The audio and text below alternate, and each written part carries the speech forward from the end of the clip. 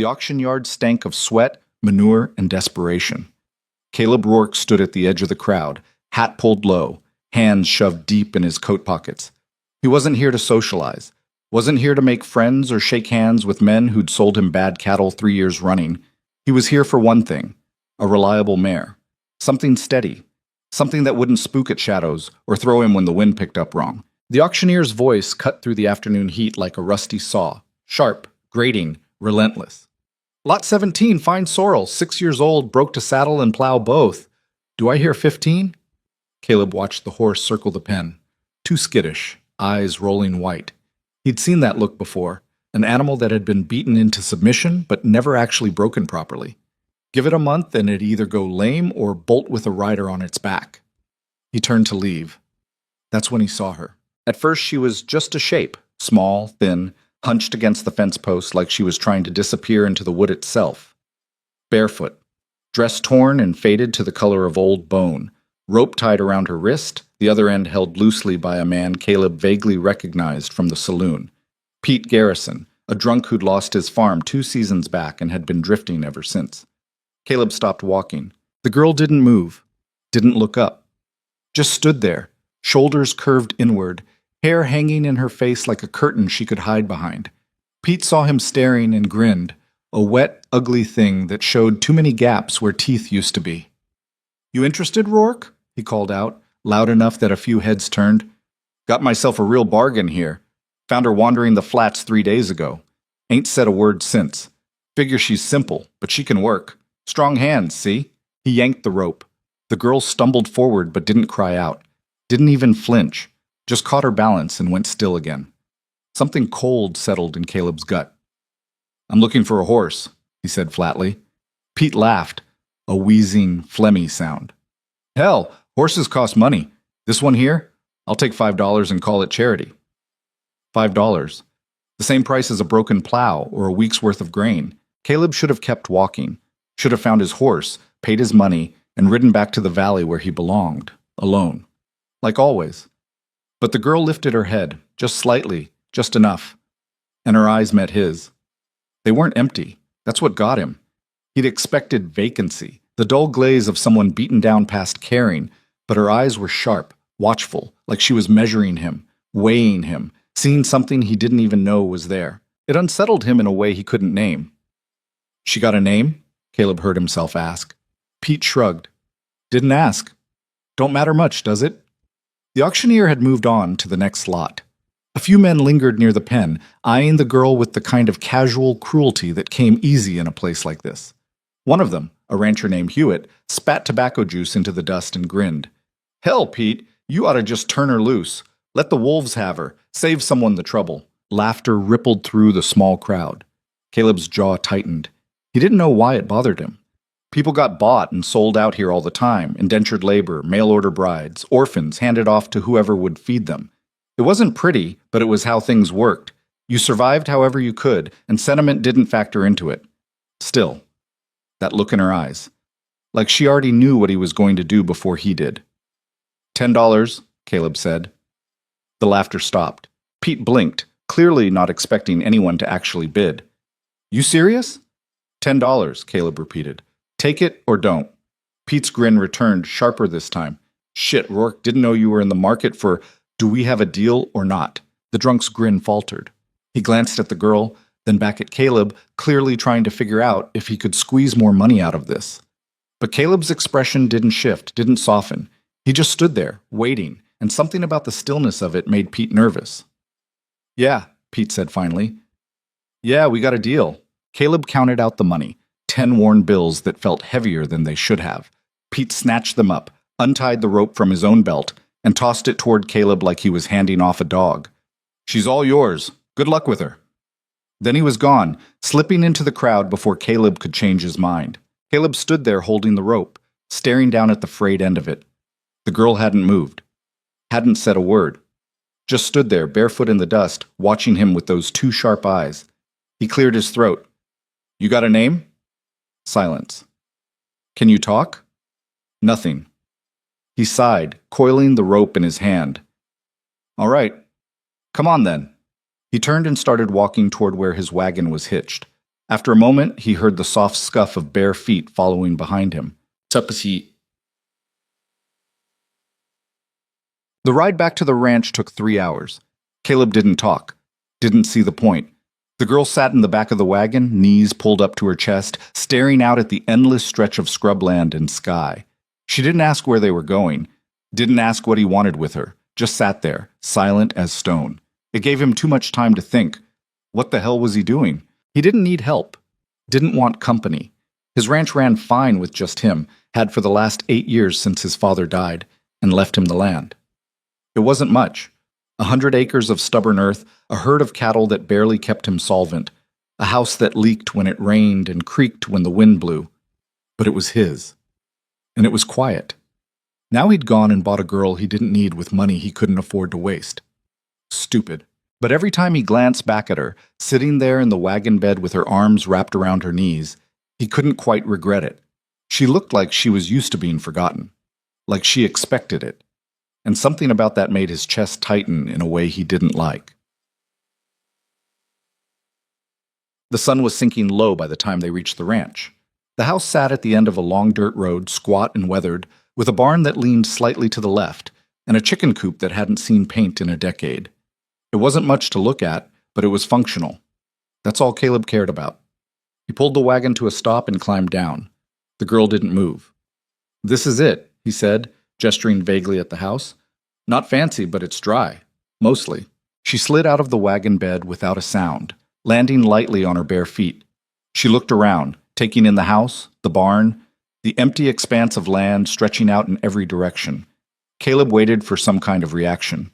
Fear, relief, anything. But her face stayed blank. "You hungry?" he asked. No response. He sighed and headed toward the house. "Come on." Inside, the house was dim and spare. A single room with a fireplace on one end, a rough-hewn table in the middle, and a bed shoved against the far wall. Caleb didn't have much in the way of furniture. Didn't need it.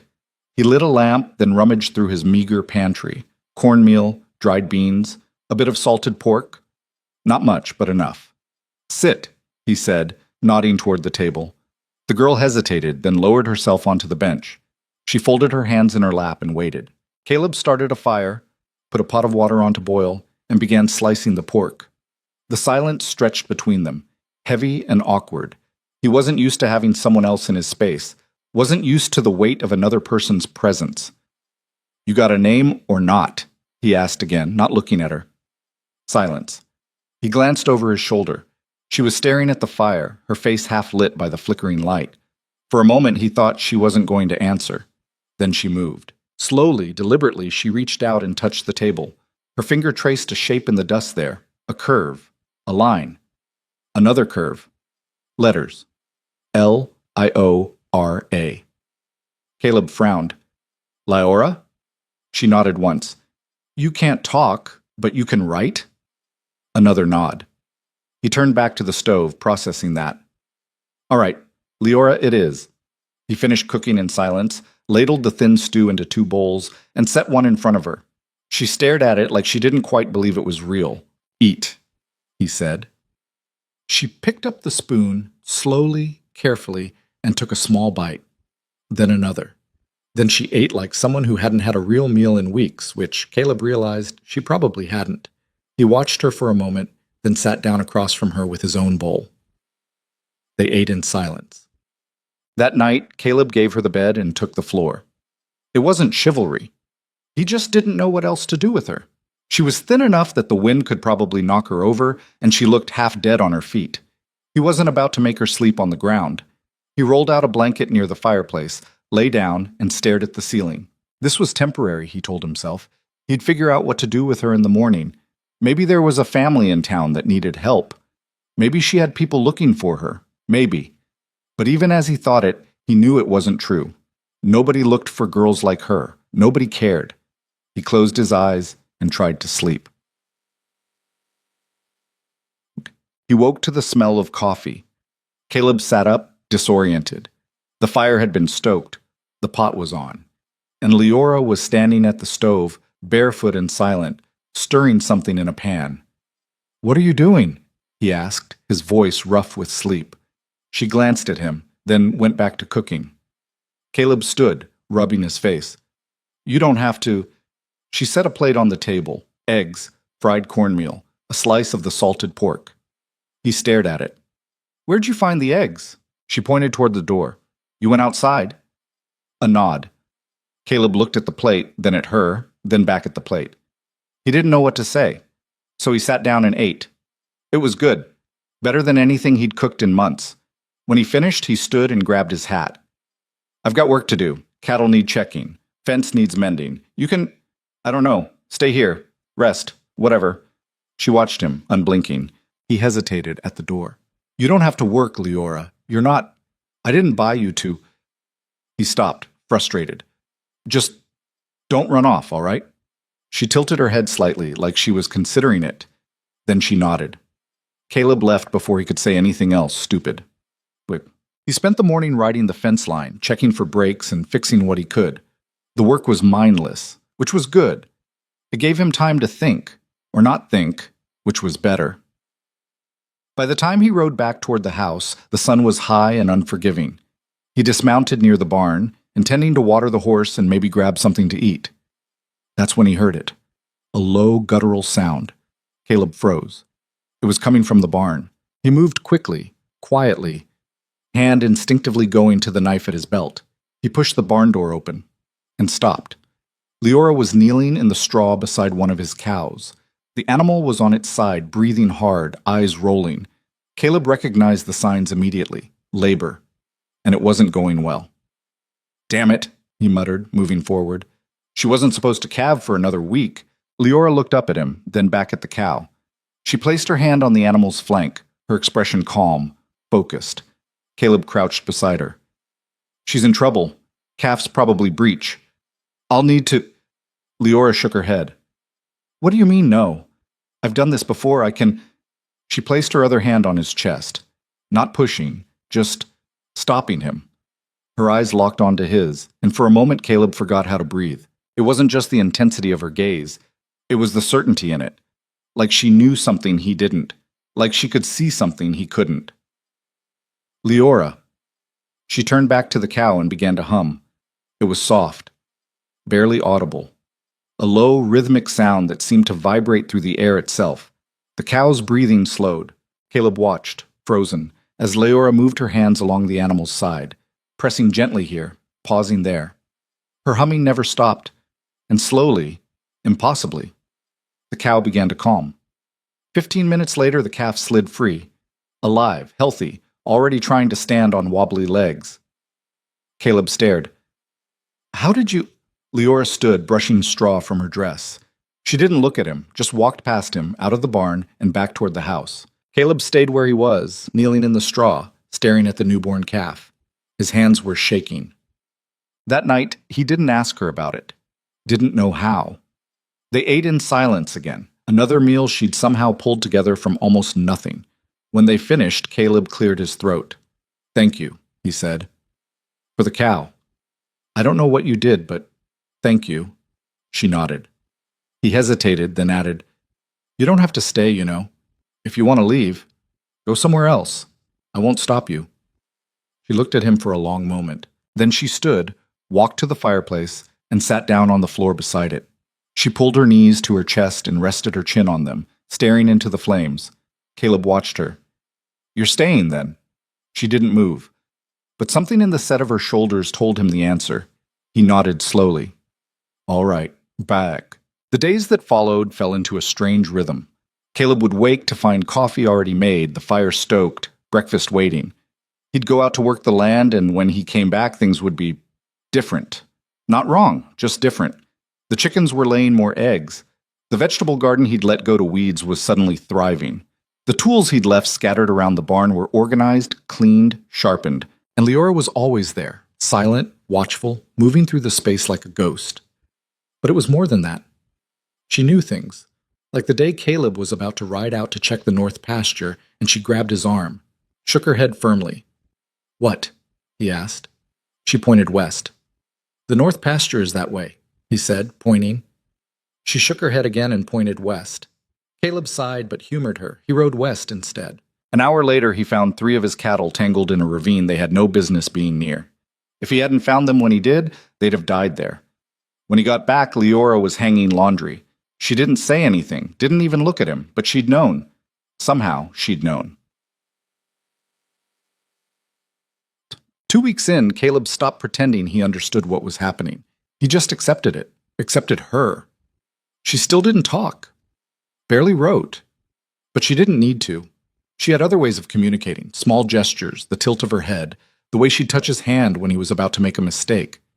And slowly, without meaning to, Caleb started to rely on it, on her. One evening, as they sat by the fire after supper, Caleb found himself talking. Not because he expected an answer, just because the silence felt less heavy with her there. "My father built this place," he said, staring into the flames. "Took him 20 years. He was hard. Didn't believe in softness. Said it got you killed out here." Leora was sitting across from him, knees pulled up, listening. "He died alone," Caleb continued. "Heart gave out while he was fixing a fence. I found him the next morning. He'd been lying there all night." He paused, jaw tight. "I used to think he was right, that staying alone was safer, easier." Leora tilted her head slightly. Caleb looked at her.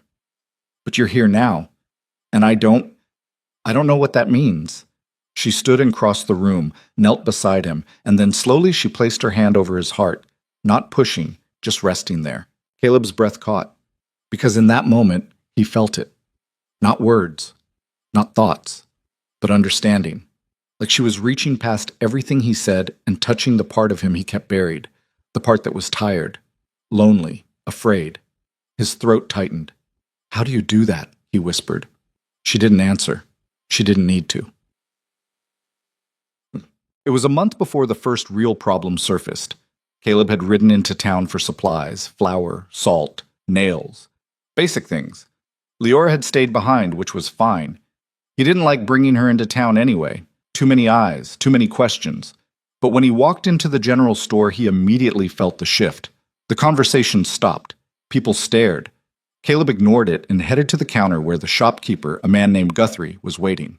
"Rourke," Guthrie said, his tone careful. "Heard you got yourself some help out at the ranch." Caleb didn't look up. "That's right. Quiet girl, they say. Don't talk." "She works hard." Guthrie leaned forward slightly. "Where'd she come from?" "Does it matter?" "Folks are curious is all." Caleb finally met his eyes. "Then folks should mind their business." Guthrie's smile didn't reach his eyes. "Just concerned, Rourke. You know how people talk." "Let them." Caleb paid for his supplies and left, but he felt their eyes on him the whole way out. When he got back to the ranch, Leora was in the garden, pulling weeds. She looked up when he approached, and for a moment he thought about telling her what happened. But what was there to say? That the town was already starting to talk?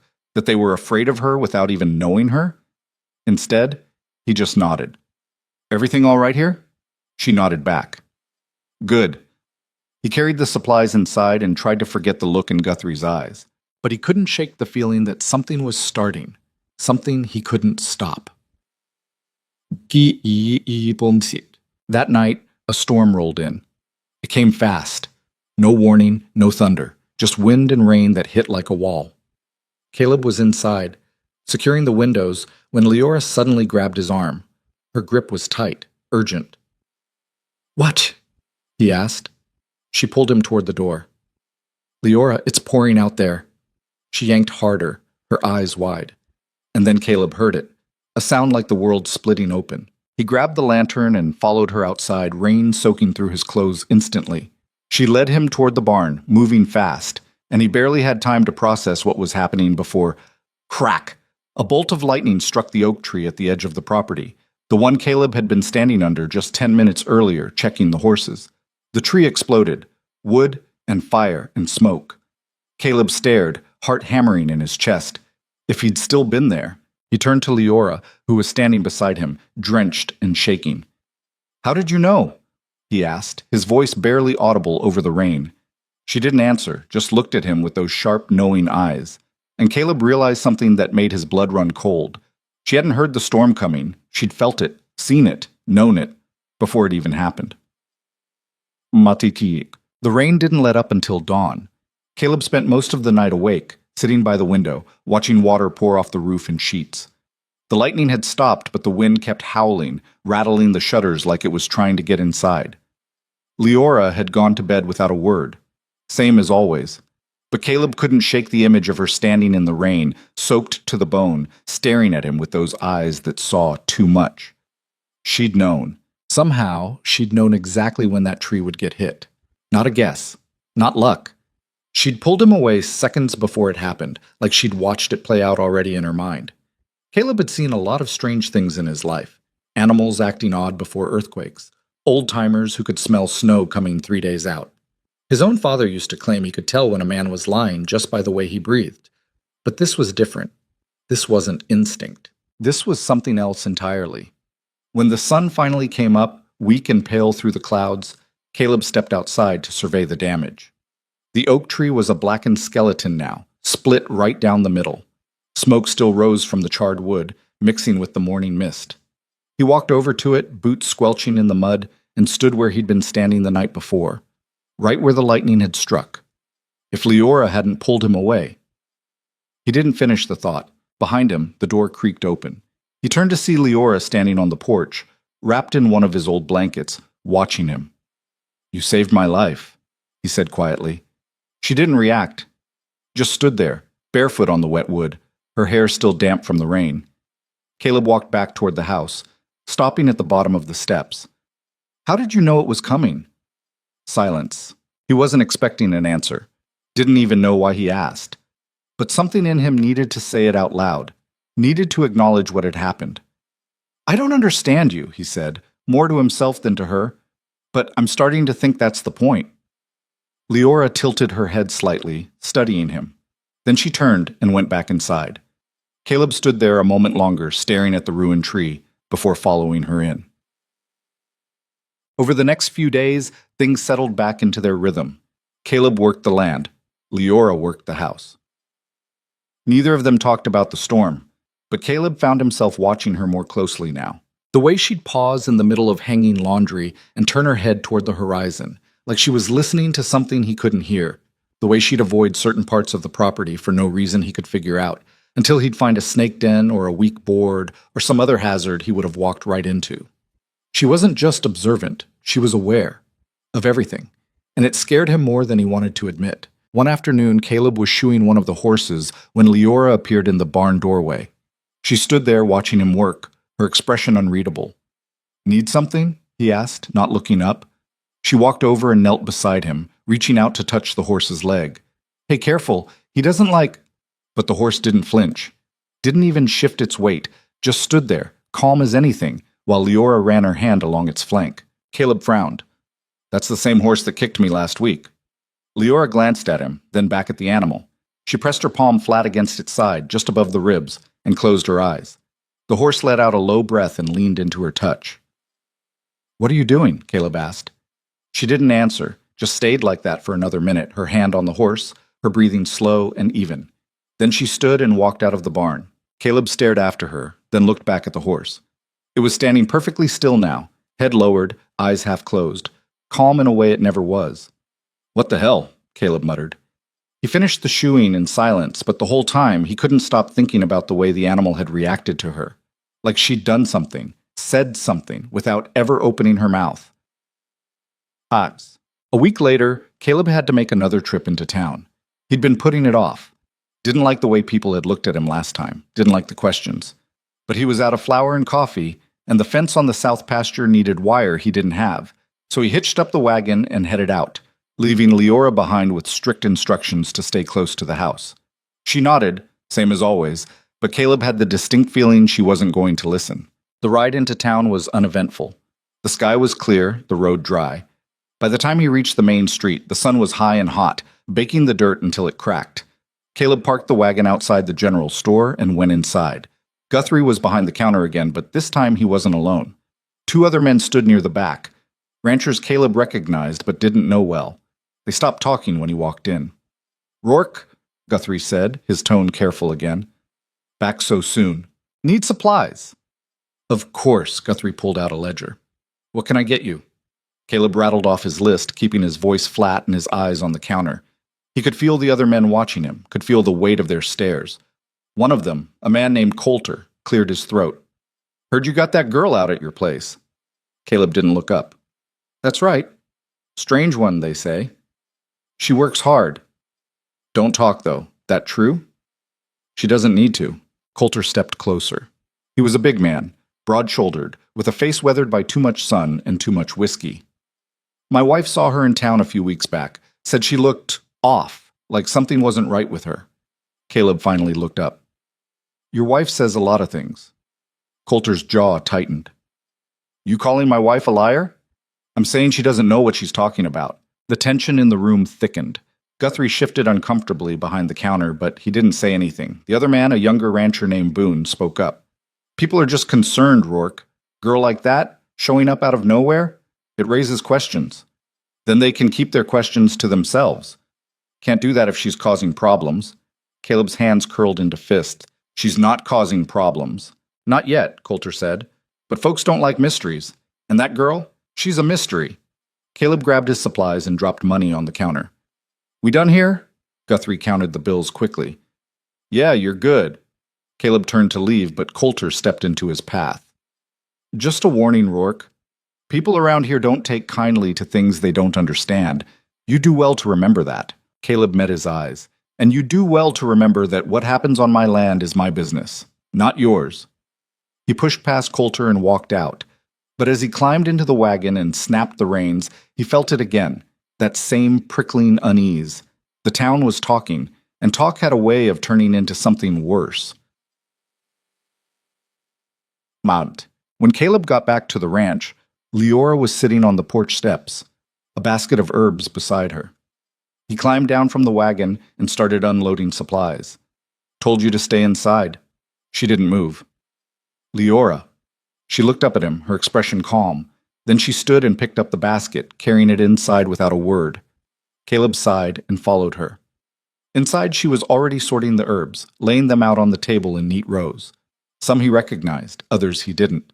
"Where'd you get those?" he asked. She pointed toward the hills. "You went all the way out there?" A nod. Caleb rubbed his face. "You can't just wander off like that. It's not safe." She gave him a look, one that said she knew exactly how safe it was. Safer than he did, probably. "Fine," he muttered. "What are they for?" She picked up one of the plants, a thin, leafy thing with small white flowers, and held it out to him. "I don't know what that is." She touched his chest, right where his ribs were. Then she mimed breathing in, shallow and pained. Caleb frowned. "You think I'm sick?" She shook her head and pointed out the window, toward the barn. "One of the animals?" A nod. Caleb set down the flour sack and headed outside. In the barn, he found one of the younger cows lying on its side, breathing hard. Its eyes were glassy, and when he touched its flank, it was burning up. "Damn it," he muttered. He didn't know what was wrong with it, didn't know how to fix it. He'd lose the animal by morning if he didn't do something. Leora appeared beside him, the basket of herbs in her hands. She knelt down, pulled out several plants, and started crushing them between her palms. "What are you doing?" She didn't answer, just kept working, mixing the crushed leaves with water from the trough until it formed a thick paste. Then she spread it across the cow's chest and neck, her movements careful and deliberate. Caleb watched, skeptical. "That's not going to—" The cow's breathing slowed. Caleb stopped talking. Leora kept working, humming softly under her breath, that same low rhythmic sound she'd made during the birth. The cow's eyes began to clear. Its body stopped trembling. 15 minutes later, it was standing. Caleb stared. "How?" Leora wiped her hands on her dress and stood. She didn't look at him, just picked up the basket and walked back toward the house. Caleb stayed in the barn, staring at the cow, trying to wrap his mind around what he'd just seen. It wasn't possible. Animals didn't recover that fast. Fevers didn't break in minutes. Whatever had been wrong with that cow should have killed it. But Leora had fixed it, with plants and water and some kind of knowledge that shouldn't exist. Caleb's hands were shaking again. That night, he couldn't sleep. He lay on his bedroll near the fire, staring at the ceiling, listening to the sound of Leora's breathing from across the room. She was asleep, had been for hours, but Caleb's mind wouldn't stop turning. What was she? Not human, that much seemed clear. Or maybe she was human, but something more, something different. And what did that mean for him? For the ranch? For the town that was already starting to whisper? He turned onto his side, staring at the dying embers in the fireplace. He should have left her at that auction, should have walked away and bought a damn horse like he'd planned. But he hadn't, and now she was here, and he didn't know what to do about it. Mas. The next morning, Caleb woke to the smell of bread. Fresh bread. He sat up, confused. He didn't have the ingredients for bread, hadn't had flour for baking in weeks. But there it was, sitting on the table, still warm, next to a jar of honey he definitely didn't own. Leora was outside, hanging laundry. Caleb walked to the door and leaned against the frame, watching her. Where'd the honey come from? She pointed toward the hills again. You found a beehive? A nod. And you didn't get stung? She shook her head. Of course she didn't. Caleb sighed and went back inside. He cut a slice of the bread, spread honey on it, and took a bite. It was the best thing he'd tasted in years. He sat down at the table, eating slowly, trying to ignore the fact that his life had become completely incomprehensible. When Leora came back inside, he looked up at her. You don't have to do all this, the cooking, the cleaning, whatever it is you do with the animals. She tilted her head. I'm just saying that I didn't bring you here to be a servant. You're free to leave anytime you want.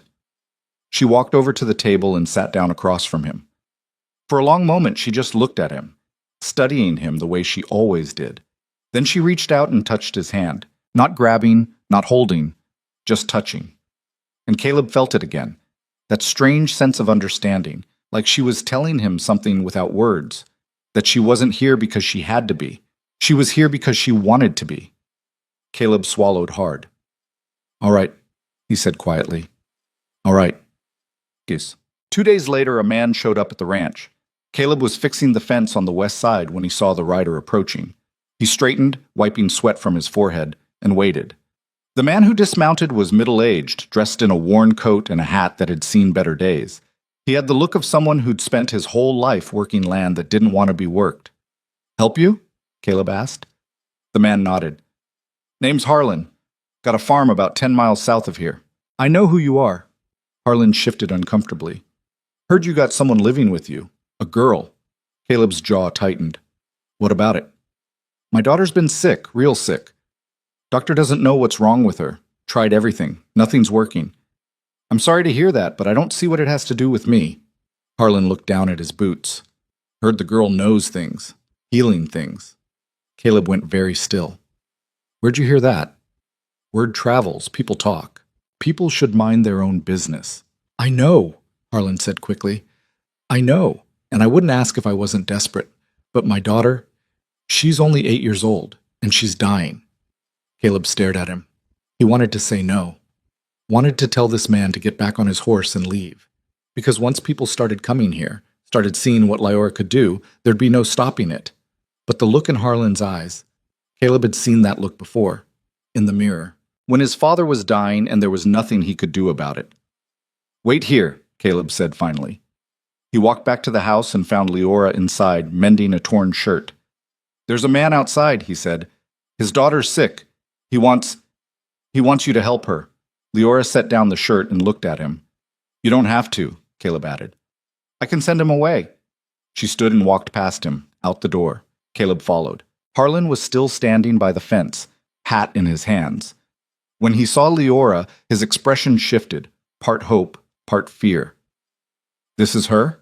He asked. Caleb nodded. Harlan looked at Leora. Please, I don't have much, but I'll pay whatever. Leora held up a hand, stopping him. Then she walked toward his horse. Harlan blinked. You'll come? She nodded. I'll go with you, Caleb said. Leora glanced at him, then shook her head. Leora, us. She placed a hand on his chest, the same gesture she always used when she wanted him to trust her. Caleb hesitated. Then he stepped back. Fine, but you come back before dark. She nodded. Harlan helped her onto his horse, and they rode off together, leaving Caleb standing alone in the yard. He watched them disappear over the ridge, a knot tightening in his chest. This was a mistake. He could feel it, but it was too late now. Leora didn't come back before dark. Caleb spent the evening pacing, checking the horizon every few minutes, trying to convince himself that everything was fine. But as the sun set and the sky turned deep purple, the knot in his chest grew tighter. What if something had happened to her? What if Harlan had figured out what she was and... Caleb stopped himself. He didn't even know what she was. But he knew people, and people didn't react well to things they couldn't explain. By the time the stars came out, Caleb was ready to saddle his horse and ride out looking for her. Then he saw movement on the horizon, a single rider, Leora. Caleb let out a breath he didn't realize he'd been holding. She rode into the yard and slid off the horse, landing lightly on the ground. She looked tired, more tired than he'd ever seen her. "You all right?" he asked. She nodded. "The girl?" Another nod. Caleb wanted to ask more, wanted to know what she'd done, how she'd done it, but the exhaustion in her eyes stopped him. "Come on," he said quietly. "Let's get you inside." She followed him into the house, and he poured her a cup of water. She drank it slowly, her hands trembling slightly. Caleb sat down across from her. "Did he pay you?" She shook her head. "Leora." She pulled something out of her pocket and set it on the table. A small carved wooden horse. Caleb picked it up. It was rough, clearly handmade, but detailed. The kind of thing a father might carve for his daughter. "He gave you this?" She nodded. Caleb turned it over in his hands. "You should have asked for money." She just looked at him, and Caleb realized she didn't care about money. She'd helped that girl because she could, because it was the right thing to do, even if it cost her. He set the wooden horse down gently. "You're too good for this world, you know that?" Leora's lips twitched, almost a smile. Almost. Then she stood and went to bed. Caleb stayed at the table, staring at the wooden horse, and tried to ignore the feeling that everything was about to change. He was right. 3 days later, another person showed up, then another, then 2 more. Word had spread. Harlan's daughter had recovered, completely, miraculously, and now everyone wanted to know about the silent girl who could heal the sick. Caleb tried to turn them away, tried to tell them Leora wasn't a doctor, wasn't a miracle worker, wasn't whatever they thought she was. But they kept coming, and Leora kept helping them. A man with a broken leg that wouldn't set right. A woman whose baby wouldn't stop crying. An old rancher with a cough that had plagued him for years. One by one, they came. And one by one, Leora fixed them. Caleb watched it happen, helpless to stop it. Every time someone left, they looked at Leora with a mix of gratitude and fear, like they didn't know whether to thank her or run from her. And the more people she helped, the more the whispers grew. "She's not natural. It's not right. Something's wrong with her." Caleb heard them, saw the way people looked at her when they thought she wasn't paying attention. And he knew. It was only a matter of time before fear turned into something worse. One evening, after the last visitor had left, Caleb found Leora sitting on the porch steps, staring out at the horizon. He sat down beside her. "You need to stop." She glanced at him. "I mean it, Leora. These people, they're grateful now. But they're scared too. And scared people do stupid things." She looked away. "I'm not trying to tell you what to do," Caleb said quietly. "But if you keep this up, they're going to turn on you. I've seen it before. Out here, people don't trust what they don't understand." Leora reached out and took his hand, not like before, gentle, reassuring. This time, her grip was tight, urgent. Caleb frowned. "What?" She pulled his hand to her chest, pressing it flat against her heart. And suddenly, Caleb felt it. Not words, not thoughts, but emotion. Raw, overwhelming. Loneliness. So deep it made his chest ache. She'd been alone for so long that helping people was the only thing that made her feel real, made her feel like she mattered. And if she stopped, she'd disappear again. Caleb's throat tightened. "Leora." She let go of his hand and stood, walking back inside. Caleb stayed on the steps, staring out at the darkening sky. He understood now. She wasn't helping people because she wanted their gratitude. She was helping them because she needed to, because it was the only way she knew how to exist. And that scared him more than anything else.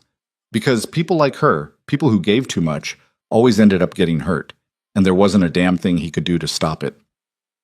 The breaking point came on a Tuesday. Caleb was in the barn, repairing a harness that had snapped the day before, when he heard voices outside. Not the usual sound of a single rider approaching. This was multiple people, talking low, urgent. He set down the leather strap and walked to the door. 5 men stood in his yard. He recognized all of them. Coulter and Boone from the general store, a rancher named Vickers who lived north of town, and 2 others, brothers named Sam and Thomas Webb, who ran a cattle operation on the far side of the valley. None of them looked friendly. Caleb stepped out into the sunlight, keeping his expression neutral. "Something I can help you with?" Coulter spoke first. "We need to talk, Rourke." "So talk." "Not out here." Coulter glanced toward the house. "She inside?" Caleb's jaw tightened. "What's this about?" Vickers stepped forward. He was older than the others, gray-haired and weathered, with eyes that had seen too much and forgiven too little. "There's been talk about the girl." "There's always talk." "This is different," Vickers said. "People are saying she's doing things, unnatural things. She helps people, that's all." "Helps them how?" Sam Webb asked. His voice was sharp, accusatory. "My cousin went to her last week, said she laid hands on his wife, whispered something he couldn't hear, and the woman's fever broke in minutes." "Minutes, Rourke. That ain't normal." Caleb crossed his arms. "Your cousin's wife is alive, isn't she?" "That's not the point." "Then what is?" Thomas Webb spoke up. He was younger than his brother, meaner. "Point is, we don't know what she is, and we don't like mysteries." "She's a girl," Caleb said flatly. "That's all you need to know." Coulter shook his head. "No, that's not all, because a girl doesn't do what she does. A girl doesn't know things before they happen, doesn't heal people with plants and touch. That's something else." "You saying she's a witch?" Caleb asked, his voice cold. The word hung in the air like smoke. No one answered, but the silence was answer enough. Caleb took a slow breath, fighting to keep his temper in check. "You're all scared because you don't understand her. That's what this is. You'd rather call her dangerous than admit you don't know everything." "We're not scared," Boone said, but his voice wavered. "Yes, you are." Caleb stepped forward, and the men shifted uncomfortably. "You're terrified because she makes you feel small, because she sees things you can't. And instead of being grateful for what she's done for this town, you're standing in my yard accusing her of, what, being different?" Vickers held up a hand. "Rourke, we're not here to fight. We're here because we're concerned, for the town, for our families." "Then be concerned somewhere else." "We can't do that," Coulter said. "Not when there's a threat living right here." Caleb's fists clenched. "She's not a threat." "You don't know that." "I know her better than any of you." "Do you?" Thomas Webb sneered. "Or does she just have you fooled like everyone else?" That did it. Caleb closed the distance between them in 2 strides and shoved Thomas hard enough to send him stumbling back. "Get off my land, all of you, now!" Thomas recovered quickly, his face flushing red. "You're making a mistake, Rourke." "The mistake was letting you on my property in the first place." Coulter stepped between them, hands raised. All right. We'll go. But this isn't over. People have a right to know what's living among them." "She's not living among you," Caleb said. "She's living with me, on my land. And unless you've got a law saying otherwise, that's how it stays." The men exchanged glances. Then slowly, they started backing toward their horses. But Vickers paused before mounting. "You're a good man, Rourke. Always have been. But good men make bad choices when they're too close to something. Think about that." Then they rode off, leaving Caleb standing alone in the yard, his heart pounding. He turned and saw Leora in the doorway. She'd heard everything. Caleb walked over to her, his jaw still tight. "How much of that did you catch?" She stepped aside to let him in, then closed the door behind him. "They're scared," Caleb said, pacing the small room. "Scared people are dangerous. We need to be careful." Leora touched his arm, stopping him. He looked down at her. "I mean it. This isn't going away. They're going to keep pushing until something happens." She reached up and placed her hand against his cheek. Caleb went still. Her touch was gentle, steady, and for a moment all the anger drained out of him. "I don't know how to protect you," he said quietly. She didn't need to answer. He could see it in her eyes. She wasn't asking him to. That night, Caleb couldn't sleep again. He lay on his bedroll, staring at the ceiling, replaying the conversation in his head. The way Coulter had looked at the house, the way Thomas had sneered, the way Vickers had called him a good man, like it was a warning. They were planning something. He could feel it. Around midnight, he heard movement. Leora was sitting up in bed, looking at him. "Can't sleep either?" he asked. She shook her head. Caleb sat up, running a hand through his hair. I've been thinking, maybe we should leave, head west, start over somewhere no one knows us. Leora tilted her head. I know, Caleb said. I know you don't want to run. But staying here, it's not safe. Not anymore. She stood and walked over to him, sitting down on the floor beside his bedroll. For a long moment, they just sat there in the dim firelight, not speaking. Then Leora did something she'd never done before. She leaned her head against his shoulder. Caleb froze. It was such a small gesture, simple, human, but it meant everything because it wasn't about fear or survival or running away. It was about trust. She trusted him, and that scared him more than anything the town could throw at them. All right, he said quietly. We'll stay. But if things get worse, if they come back, we leave. Deal? She didn't move. Just stayed there, her head resting against him, her breathing slow and even. Caleb stared into the dying fire and wondered how the hell he'd ended up here. A month ago, he'd been alone, content, safe in his solitude. Now he had someone depending on him, someone he couldn't afford to lose. The next few days were tense. Caleb kept expecting the men to come back, kept watching the horizon for riders. But no one came. The town went quiet. Too quiet. It felt like waiting for a storm that hadn't arrived yet. Leora went about her work as usual, tending the garden, caring for the animals, cooking meals that somehow tasted better than anything Caleb had ever made. But there was a tension in her movements now, a wariness. She felt it too. On the fourth day, a woman showed up. She was young, maybe 25, with a baby strapped to her chest. She looked exhausted, desperate. Caleb met her at the fence. Ma'am. Are you Caleb Rourke? She asked. I am. I need to see the girl, the one who heals. Caleb hesitated. I don't think that's a good idea right now. Please. The woman's voice cracked. My baby's sick. The doctor says there's nothing he can do, but I heard she can help, please. Caleb looked at the baby. Even from where he stood, he could see the child was pale. Too pale. Its breathing was shallow. Damn it! He glanced back at the house.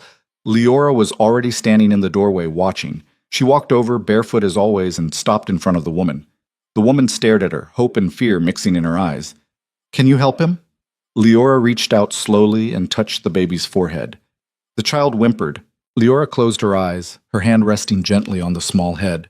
She stayed like that for a long moment, perfectly still. Then she opened her eyes and nodded. You can save him? The woman whispered. Another nod. Leora gestured for the woman to follow her inside. Caleb stayed outside, keeping watch. An hour later, the woman emerged, tears streaming down her face. But the baby in her arms was breathing easier. Color had returned to its cheeks. Thank you, the woman said, her voice shaking. Thank you so much. Leora just nodded. The woman reached into her pocket and pulled out a few coins. It's not much, but... Leora shook her head and gently pushed the woman's hand back. Please, the woman said, let me give you something. But Leora was already walking back toward the house. The woman looked at Caleb, confused. She doesn't want payment, Caleb said quietly, but just take care of your son. The woman clutched the baby closer and nodded. Then she mounted her horse and rode away. Caleb watched her go, then turned back to the house. Leora was sitting at the table, her hands folded in her lap.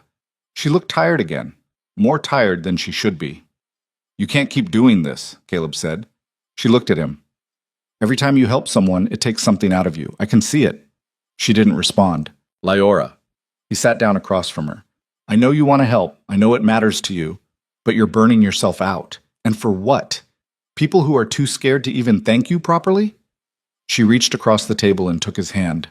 Caleb sighed. You're not going to stop, are you? She shook her head. Stubborn, he muttered. Her lips twitched. Almost a smile again. Caleb squeezed her hand gently. Fine, but if you collapse, I'm not carrying you. She squeezed back. Liar, her eyes seemed to say, and she was right. Town. 2 days later, everything fell apart. It started with a fire. Caleb woke in the middle of the night to the smell of smoke. He bolted upright, grabbing his boots and stumbling toward the door. Outside, the barn was burning. Flames climbed the walls, licking at the roof, sending sparks into the night sky. The horses were screaming inside. No, Caleb breathed. He ran toward the barn, but the heat drove him back. He could hear the animals panicking, could smell burning wood and hay. Leora appeared beside him, her face pale. "Stay back," Caleb said. He grabbed a bucket, filled it from the trough, and threw it at the flames. It did nothing. He filled it again, threw it again. Nothing. The fire was too big, too fast. Leora touched his arm. "I have to get them out," Caleb said desperately. She shook her head and pulled him back. "Leora, they're going to die." She placed both hands on his chest and pushed him firmly away from the barn. Then she turned and walked straight toward the flames. "Leora, no!" But she didn't stop. She walked into the burning barn like she was walking through a doorway. Caleb's heart stopped. He started to follow, but the heat was unbearable. He couldn't breathe, couldn't see.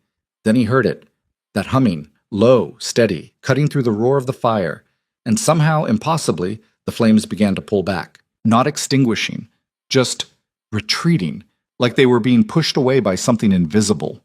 Caleb watched, stunned, as Leora emerged from the barn, leading the horses. All three of them, calm, unharmed.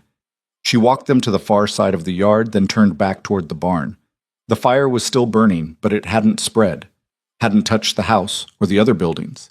It stayed contained, burning itself out slowly. Caleb stared at her. "How did you—" She swayed. He caught her before she hit the ground. "Leora!" He lowered her gently, checking for burns. But her skin was unmarked, untouched. She was just unconscious. Caleb carried her inside and laid her on the bed.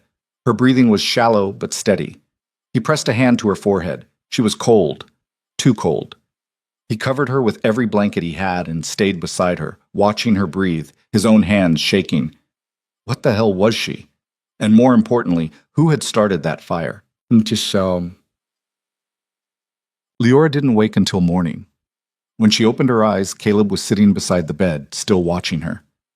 "You scared the hell out of me," he said. She blinked slowly, disoriented. "The barn's gone, but the horses are fine. You saved them." She tried to sit up, but Caleb gently pushed her back down. "No, you're staying right there until you get your strength back." She frowned at him. "Don't argue." For once, she didn't. Caleb stood and walked to the window, staring out at the charred remains of the barn. The fire had burned itself out completely, leaving nothing but blackened wood and ash. "Someone set that fire," he said quietly. "I checked this morning. Found kerosene near the back wall." Leora's eyes widened. "Yeah." Caleb's jaw tightened. "They're done talking. Now they're taking action." He turned back to her. "We're leaving, tonight. I'll pack what we can carry, and we'll head west. Find somewhere they've never heard of us." Leora sat up slowly and shook her head. "Leora." She stood, swaying slightly, and walked over to him. She placed her hand over his heart again.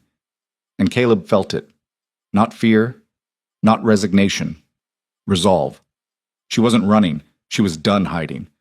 "They almost killed you," Caleb said, his voice rough. "They'll try again."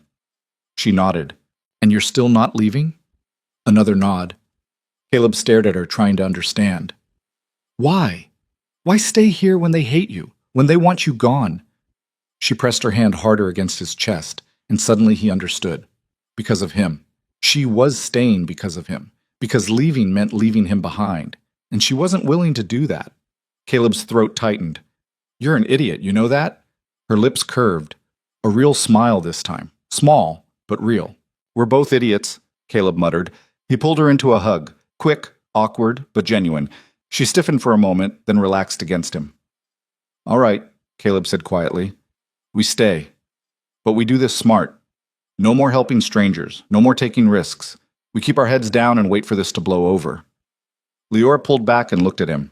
He sighed. "I know. You're not going to stop helping people." She shook her head. "Then I'm not leaving your side, understand?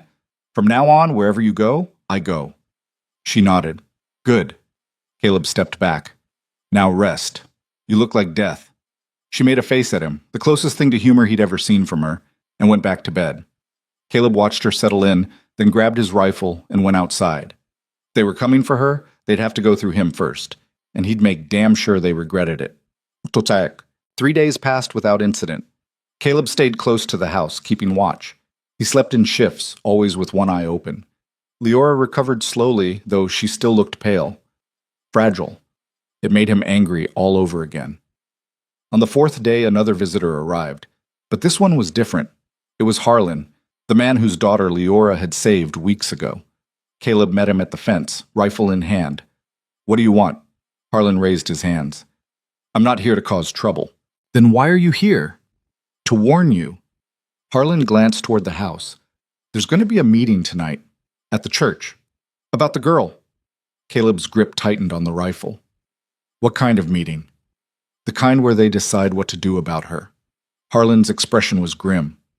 "Coulter and the others have been stirring people up, saying she's dangerous, saying she caused the drought last summer, the sickness that killed Old Man Patterson's wife.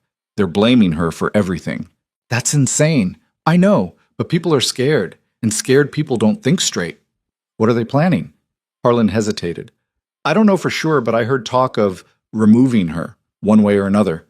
Caleb's blood ran cold. "They're going to kill her." "I don't know, maybe. Or maybe they'll just try to run her out of town. Either way, you need to be ready." "Why are you telling me this?" Harlan met his eyes. "Because she saved my daughter's life, and I'm not going to stand by and watch them hurt her for it." Caleb stared at him for a long moment.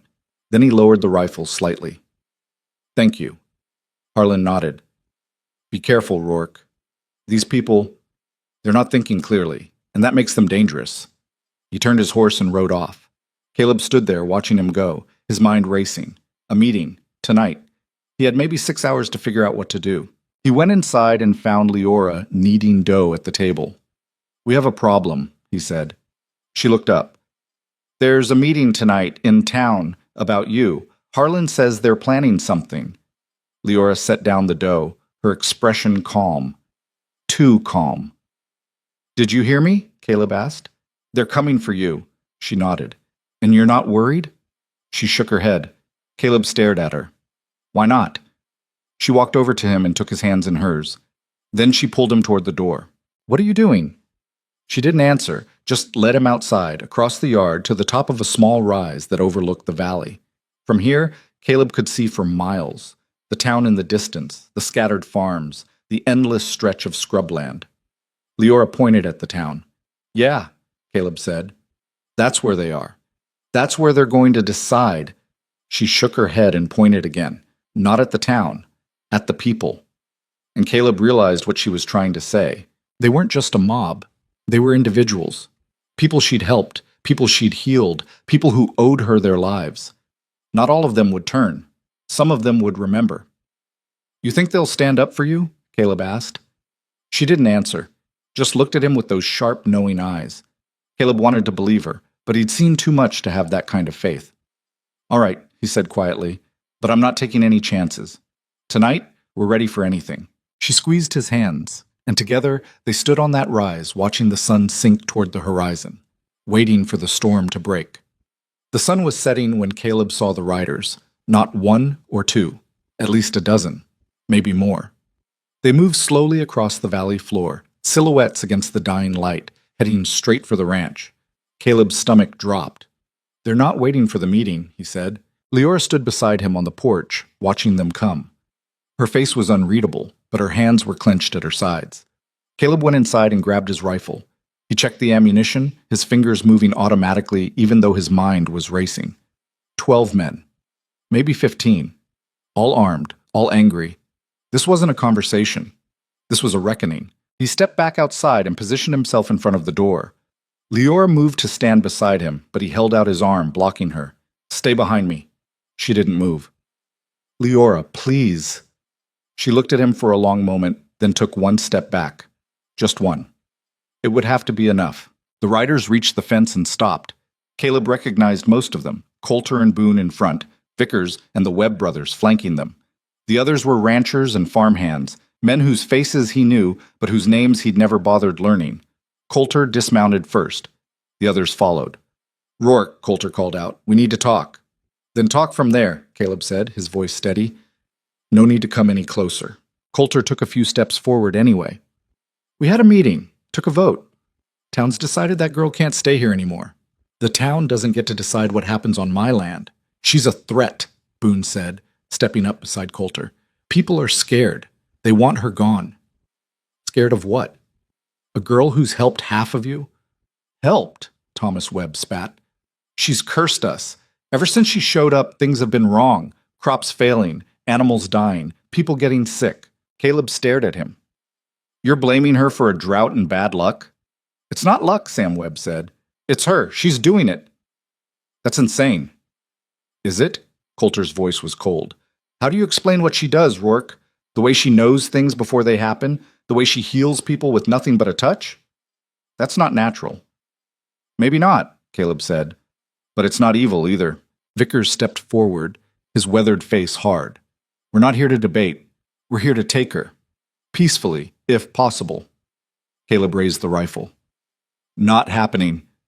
The men shifted, hands moving toward their own weapons. Don't be stupid, Rourke, Coulter said. There's 15 of us and one of you. Then I guess I better make my shots count. Silence stretched between them, thick and dangerous. Then a voice spoke from behind the group. You're going to have to go through me, too. Everyone turned. Harlan was riding up, his rifle resting across his saddle. He stopped beside the other men but didn't dismount. Coulter frowned. Harlan, what are you doing? Same thing Rourke's doing, standing up for someone who doesn't deserve this. She's dangerous. She saved my daughter's life, Harlan said flatly. I'm not forgetting that just because you're scared. Another voice called out. Me neither. A woman on horseback appeared from the direction of town. Caleb recognized her, the woman with the sick baby. She pulled up beside Harlan, her jaw set. She healed my son when the doctor said there was nothing he could do. I won't let you hurt her. Coulter's face darkened. This isn't your concern. The hell it isn't. More riders appeared. 1, then 2, then 5 more. People Leora had helped, people who owed her. They formed a loose line between Coulter's group and the house, weapons drawn, expressions grim. Caleb's throat tightened. She'd been right. Not everyone had forgotten. Coulter looked around, his confidence wavering. You're all making a mistake. Maybe, Harlan said, but it's ours to make. Vickers spoke up, his voice tired. This isn't over, Rourke. Even if we leave now, the fear's still there. And fear doesn't go away just because a few people feel grateful. Then I guess we'll deal with it when it comes back, Caleb said. The two groups stared at each other for a long, tense moment. Then Coulter spat into the dust and turned toward his horse. Let's go. What? Thomas Webb looked at him, incredulous. We came all this way. I said, let's go. The men hesitated, then slowly began mounting their horses. But the looks they gave Caleb and Leora were venomous, promising. This wasn't over. Caleb knew it. They all knew it. The hostile group rode off, disappearing into the gathering darkness. The others, Harlan and the woman and the rest, stayed a moment longer. Thank you, Caleb said. Harlan nodded. Don't thank us yet. This bought you time, but Vickers is right. The fear's still there. You need to figure out what you're going to do about it. I know. The woman with the baby rode closer. Is she all right? Caleb glanced back at Leora, who stood silent in the doorway. She's fine. Tell her we won't forget what she did. Caleb nodded. One by one, the others rode off, leaving Caleb and Leora alone in the yard. Caleb lowered the rifle, his hand shaking slightly. He turned to Leora. You knew they'd come, didn't you? She nodded. And you still stayed. Another nod. Caleb let out a long breath. You're going to get yourself killed. She stepped forward and placed her hand over his heart again. That same gesture, that same silent answer. Not without you. Caleb closed his eyes. We can't keep living like this. Always waiting for the next attack. Always looking over our shoulders. She pulled her hand away and walked past him, into the house. Caleb stood there for a moment, staring at the empty road, then followed her inside. That night, neither of them slept. Caleb sat by the window, rifle across his lap, watching the darkness for any sign of movement. Leora sat at the table, her hands folded, staring at nothing. Around midnight, she stood and walked over to him. Can't sleep either? Caleb asked. She shook her head and sat down on the floor beside his chair. They stayed like that for a while, silent, the only sound the crackling of the dying fire. Finally, Caleb spoke. I've been thinking. Maybe there's a way to fix this. Leora looked up at him. If people are scared because they don't understand you, maybe we show them. Maybe you explain what you do, how you do it, take away the mystery. She frowned. I know, Caleb said. You can't talk, but you can write. You can show them. She shook her head firmly. Why not? She stood and walked to the table. She picked up a piece of charcoal and began drawing on the wood surface. A circle. Then lines radiating out from it. Then more circles, connected by threads. Caleb came over and looked at the drawing. What is this? She tapped the center circle, then pointed at herself. You? She nodded. Then she pointed at the other circles and gestured around, at the house, the land, the distant town. Other people? Another nod. She traced the lines connecting them, her finger moving slowly, deliberately. You're saying you're connected to them? She tapped her chest, then the drawing, then gestured outward. And Caleb understood. She didn't just heal people, she felt them. Their pain, their fear, their sickness. It was all connected to her somehow, flowing through those invisible threads. And if she tried to explain that to people who were already terrified, they'd think you were even more dangerous, Caleb said quietly. She nodded. So there's no way to make them understand. She shook her head. Caleb sank into a chair, running his hands through his hair. Then what do we do? Leora knelt in front of him and took his hands in hers, and suddenly he felt it again. That rush of emotion. Not words, but pure feeling. She wasn't afraid. Not of the town, not of the men, not of what might happen. The only thing she feared was losing him. Caleb's chest tightened. I'm not going anywhere. She squeezed his hands. But we need a plan. We can't just wait for them to come back. She stood and walked to the window, staring out at the darkness. Then she turned back to him and made a decision. She pointed at herself, then at the door. You want to leave? Caleb asked. She shook her head. She pointed at herself again, then made a walking motion with her fingers. Away from the house, toward the town. You want to go to them? A nod. Absolutely not. She gave him a look, steady, determined. Leora, they'll kill you. She shook her head. How do you know? She placed her hand over her heart, then pointed at the drawing on the table. The circles. The threads. She knew because she could feel them, could sense what they were going to do before they did it. Caleb stood. No, I'm not letting you walk into that town alone. She crossed her arms. I mean it, Leora. You're not doing this. She stared at him, unmoving. They stood there in the firelight, locked in a silent standoff. Finally, Caleb sighed. Fine, but I'm coming with you. She shook her head. Yes, non-negotiable. If you're going, I'm going. She opened her mouth as if to argue, then closed it. She couldn't argue. She had no voice. Caleb crossed his arms, mirroring her stance. That settled then. She glared at him. He almost smiled. You can be mad at me all you want. Doesn't change anything. She turned away, frustrated, but didn't push it further, because deep down, Caleb thought, she didn't want to go alone either. Dishak. The next morning brought unexpected visitors. Caleb was feeding the horses when he heard the sound of a wagon approaching. He grabbed his rifle instinctively, then relaxed when he saw who it was. Reverend Mills sat in the driver's seat, with two women from the town beside him. One was the baker's wife, a stout woman named Martha. The other was younger, maybe 18, with nervous eyes and hands that wouldn't stay still. Mills climbed down slowly. He was older than Caleb had realized, his movements stiff. Mr. Rourke, Mills said. May we have a word? Caleb glanced at the house. Leora was watching from the window. What's this about? May we come in? It's a delicate matter. Caleb hesitated, then nodded. He led them inside where Leora stood waiting, arms crossed defensively. The young woman gasped when she saw Leora, then immediately looked away, embarrassed.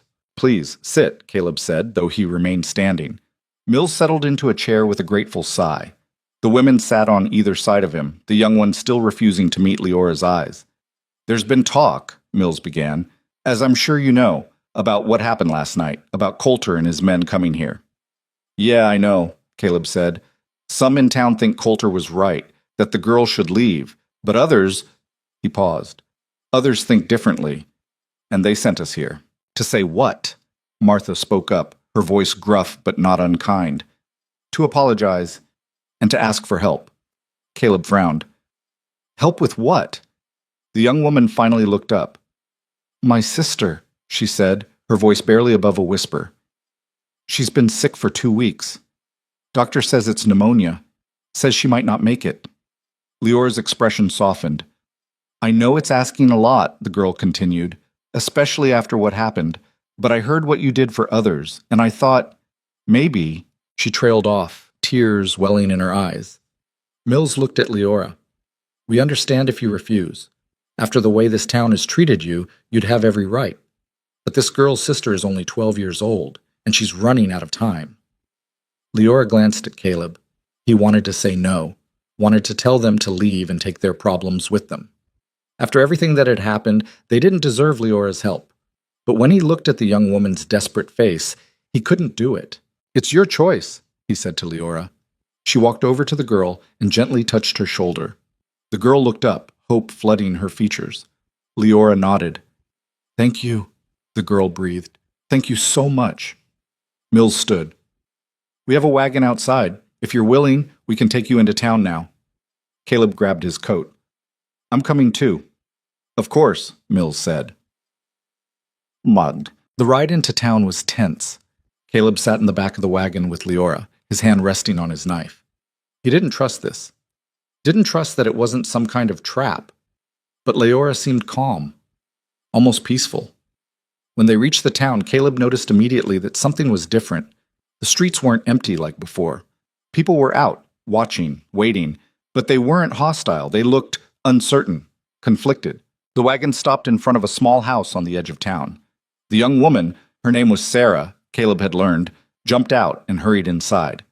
Caleb helped Leora down, scanning the crowd that had started to gather. Stay close to the wagon, he muttered. She ignored him and walked toward the house. Inside, they found a small bedroom where a girl lay in bed, her breathing labored and wet. Her skin was pale, her lips tinged blue. The smell of sickness filled the air. Sarah's mother sat beside the bed, her face haggard. When she saw Leora, she stood quickly. You came, she said, her voice breaking. I didn't think you would. Leora approached the bed slowly, kneeling beside it. She placed her hand on the girl's forehead, then her chest, listening, feeling. The girl's eyes fluttered open. Mama, she whispered. Shh, sweetheart. There's someone here to help. Leora closed her eyes, her hand still resting on the girl's chest. Caleb watched from the doorway, aware of the crowd gathering outside, peering through windows and the open door. They were watching. All of them. Minutes passed. 5. 10. Then Leora began to hum. That same low rhythmic sound she'd made before. It filled the small room, seeming to vibrate through the walls. The girl's breathing began to change. Still labored, but steadier, more even. Leora reached into the small pouch she carried, the one filled with herbs and roots she'd gathered from the hills.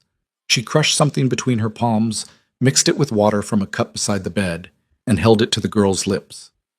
Drink, she whispered. The girl's mother gasped. She spoke, but Caleb barely noticed. He was too focused on what was happening to the sick girl. Color was returning to her cheeks. Her breathing was easing. The blue tinge was fading from her lips. Leora stayed beside her for another 20 minutes, humming softly, her hands moving over the girl's chest and throat with careful precision. Finally, she stood. The girl was sleeping peacefully now, her breathing clear and strong. Sarah's mother stared at her daughter, then at Leora, then burst into tears. How did you? Leora just shook her head and walked toward the door. Outside, the crowd had grown, easily 30 people now, all watching in silence. Caleb stepped out beside Leora, his hand moving to his knife. But no one moved. No one spoke. They just stared. Then, slowly, an old woman at the front of the crowd stepped forward. She was ancient, bent with age, but her eyes were sharp. My grandson fell from a horse last month, she said. Broke his leg. It healed wrong. He can't walk right anymore. She looked at Leora with a mixture of hope and fear. Can you help him? Before Leora could respond, another voice spoke up. My wife's been having terrible headaches for months now. Doctor says there's nothing he can do. Another. My son's been coughing up blood. Another. My daughter can't hear out of her left ear. One by one, people began calling out their ailments, their problems, their desperate needs. Caleb moved closer to Leora, ready to pull her away if the crowd turned hostile. But they weren't hostile. They were pleading. Mills pushed through the crowd, holding up his hands. Please, please, one at a time. He turned to Leora.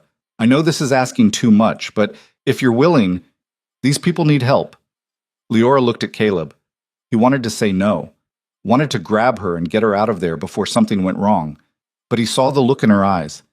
This was what she'd been waiting for. Not fear, not suspicion, but acceptance. People asking for her help, not because they were desperate, but because they believed she could give it. She turned back to Mills and nodded. "Thank you," Mills said quietly. Mopat. What followed was one of the longest days of Caleb's life. Leora went from house to house, treating whoever needed help. The old woman's grandson, the man with the coughing son, the woman whose daughter couldn't hear. She worked tirelessly, never stopping, never complaining, and Caleb stayed beside her the entire time, watching the crowd, watching for danger. But it never came. Instead, something else happened. People started helping. Women brought water and clean cloth. Men cleared spaces for Leora to work. Children ran errands, fetching herbs and supplies. The town that had threatened her just the night before was now working together to support her. It was surreal. By late afternoon, Leora had treated nearly 20 people. Some conditions were simple, infections, minor injuries. Others were more complex. But in every case, she did what she could. And in most cases, it worked. When the sun began to set, Mills approached Caleb. "She should rest," he said. "She's been at this for hours." Caleb nodded. He'd been thinking the same thing. Leora looked exhausted, her movements slower, her face pale. He touched her arm gently. "That's enough for today." She shook her head. "Leora, you're going to collapse." She pointed at the line of people still waiting. "They can wait until tomorrow." She frowned at him. "I'm serious. You're no good to anyone if you work yourself to death." Mills intervened. "Mr. Rourke is right. You've done more than enough for one day. The rest can wait." Leora looked at the waiting people, then back at Caleb. Finally, reluctantly, she nodded. Caleb felt relief wash over him. "Come on, let's get you home." But before they could leave, Coulter appeared at the edge of the crowd. He looked different than he had the night before. Less certain, less angry. He walked forward slowly, stopping a few feet from Leora. The crowd went silent. "I was wrong," Coulter said. His voice was rough, like the words hurt to say. "About you. About what you are." Leora just watched him. "I was scared," he continued. "We all were. And fear. Fear makes people stupid, makes them cruel." He looked down at his boots. "My daughter's been sick, same as the others. Fever that won't break. And I didn't want to ask you for help because I was too proud. Too stubborn." He met her eyes. "But I'm asking now. Please. Help her." Silence stretched between them. Caleb held his breath. This was the moment. The one that would determine everything. If Leora refused, no one would blame her. Coulter had tried to have her driven out, had burned Harlan's barn, had threatened her life. He deserved nothing from her. But Leora didn't refuse. She just nodded and gestured for him to lead the way. Coulter's shoulders sagged with relief. "Thank you." Epps. Coulter's house was small and poorly maintained, with a roof that leaked and windows that didn't quite close. Inside, a girl of maybe 7 lay in bed, her skin flushed with fever, her breathing shallow. Coulter's wife sat beside her, her face drawn with exhaustion and fear. When she saw Leora, she stood quickly. "Tom, what is she doing here?" "She's here to help Annie." "But you said—" "I know what I said. I was wrong." His wife looked at Leora, then at her daughter, then back at Leora. "Can you really help her?" Leora knelt beside the bed without answering. She examined the girl carefully, her hands gentle but thorough. Then she reached into her pouch and began preparing a mixture. Caleb watched from the doorway, aware of Coulter standing beside him, tense and uncertain. "I didn't mean for things to get so out of hand," Coulter said quietly. "The fire at Harlan's place. That wasn't supposed to happen. Things just escalated." "Yeah, they did," Caleb said, his voice hard. "And people could have died." "I know." "Do you? Because it seems like you were fine with it until you needed something from her." Coulter's jaw tightened. "I know I don't deserve this. No, she doesn't owe me anything, but she's helping anyway. That says something about her character. It says she's better than you." "Yeah," Coulter said quietly. "It does." Inside the room, Leora was humming again, the same low sound. The girl's breathing began to ease. An hour later, the fever broke. Coulter's wife wept openly, clutching her daughter's hand. "Thank you. Thank you so much." Leora just stood and gathered her things. As she and Caleb headed for the door, Coulter stopped them. I'm sorry, he said, for everything. I'll make sure people know. I'll tell them they were wrong about you. Leora looked at him for a long moment, then nodded. It wasn't forgiveness, but it was acceptance. And for now, that was enough. They rode back to the ranch in silence. The moon was high and bright, painting the landscape in shades of silver. Caleb kept his arm around Leora's waist as she leaned against him, exhausted. You did good today, he said quietly. She didn't respond, just breathed. But you can't keep doing this every day. It's too much. She stirred slightly. I'm serious, Leora. You help people, and that's incredible. But you have to take care of yourself, too. She lifted her head and looked at him. I know you want to help everyone, Caleb said. But you're only one person, and if you burn yourself out, you won't be able to help anyone. She rested her head against his shoulder again. We'll figure it out, Caleb said. Some kind of schedule, some way to make this sustainable. She nodded slightly. When they reached the ranch, Caleb helped her down and led her inside. She went straight to bed, not even bothering to change, and was asleep almost immediately. Caleb sat by the fire, watching her sleep, his mind racing. Today had been a turning point. He could feel it. The town had seen what she could do, had seen her kindness, her willingness to help even those who'd tried to hurt her. And maybe, just maybe, that would be enough to change things.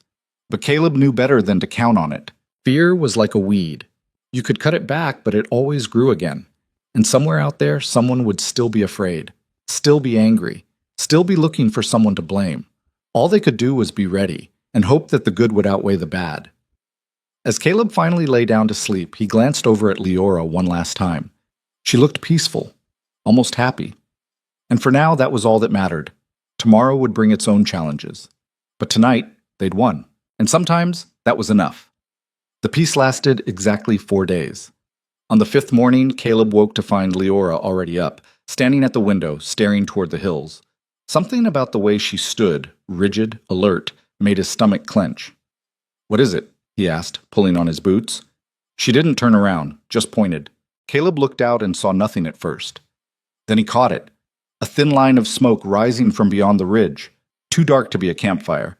Too steady to be an accident. That's Harlan's place, Caleb said quietly. Leora's hands were shaking. Caleb grabbed his rifle and headed for the door. Stay here. She caught his arm, shaking her head. Leora, if this is what I think it is... She gripped harder, her eyes fierce. She wasn't staying behind, not this time. Caleb hesitated, then nodded. All right, but stay close. They rode hard toward Harlan's farm, the horse laboring under both their weights. The smoke grew thicker as they got closer, and by the time they crested the ridge, Caleb could see the flames.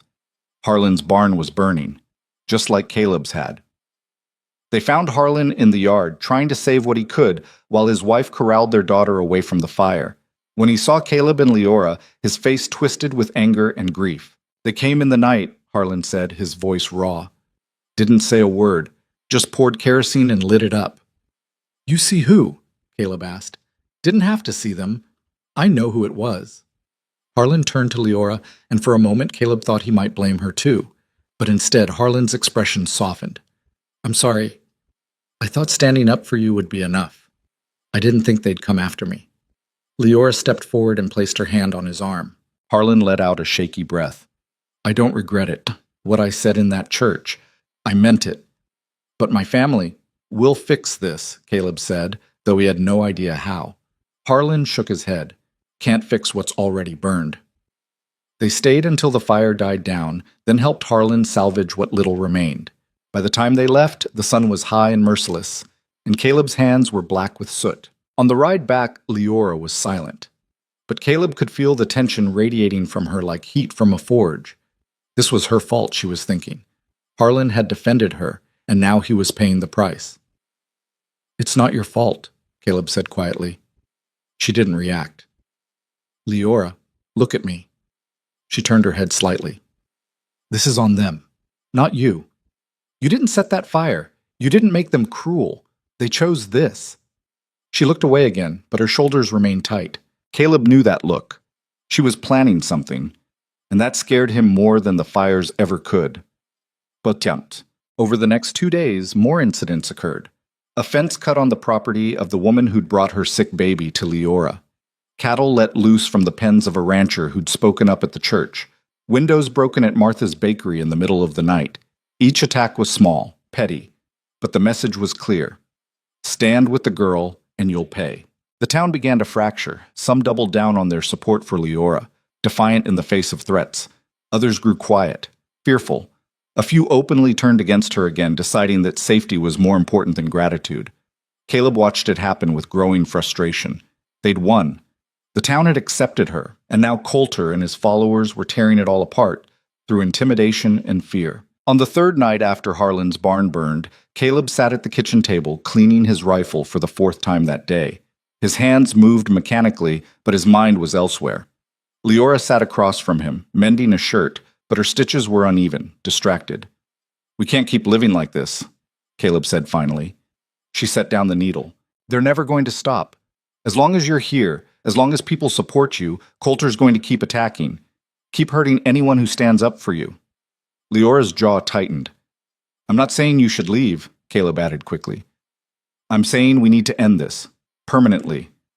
She looked at him, questioning. "I don't know how yet," he admitted, "but there has to be a way. Some way to make them understand that they can't keep doing this." Leora stood and walked to the window. She stared out into the darkness for a long time. Then she turned back to him, and he saw something in her eyes he'd never seen before. Not fear, not sadness, determination. She walked over to the table and picked up the piece of charcoal she'd used before. On the wood surface, she began to write. Slowly, carefully. "I will go to them." Caleb's heart sank. "No." She underlined the words. "Leora, we talked about this. You can't just walk into town and—" She held up her hand, stopping him. Then she kept writing. Not to fight, to show them.